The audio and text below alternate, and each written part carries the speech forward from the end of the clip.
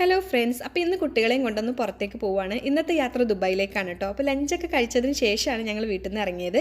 ഒരു 5 മണിയോട് കൂടിയിട്ട് ഇത്തിസ്ലാത്തിലെത്തി. അവിടെ വണ്ടി പാർക്ക് ചെയ്തിട്ട് ഞങ്ങളൊന്ന് ചായ കുടിക്കാൻ വേണ്ടി കയറി കേട്ടോ. ചായ കുടിക്കാൻ വേണ്ടി കയറിയപ്പോൾ ഇക്കയും കിഷോറേട്ടനും ചായ തന്നെയാണ് ഓർഡർ ചെയ്തത്. ഞാനും ആതിരയും അവിൽ മിൽക്കാണ് ഓർഡർ ചെയ്തത് കേട്ടോ. പിന്നെ കല്ലുമ്മക്കായ, കട്ട്ലറ്റ്, അട, പഴംപൊരി ഇതൊക്കെ ഓർഡർ ചെയ്തിട്ടുണ്ടായിരുന്നു.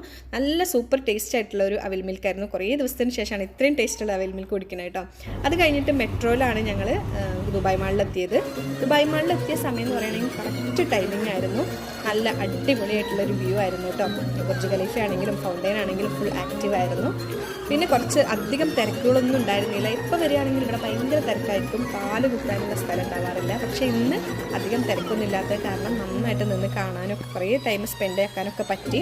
പിന്നെ ഇതിൽ വേറൊരു കുറേ കാഴ്ചകളൊക്കെ ഉണ്ടായിരുന്നു. ആ കാഴ്ചകളൊക്കെ ഞാൻ അടുത്ത വീഡിയോയിൽ അപ്ലോഡ് ചെയ്യാം കേട്ടോ. നിങ്ങൾ എന്തായാലും ഒന്ന് കണ്ടു നോക്കുക. എന്നിട്ട് ഇഷ്ടമാണെങ്കിൽ ലൈക്ക് ചെയ്ത് ഷെയർ ചെയ്ത്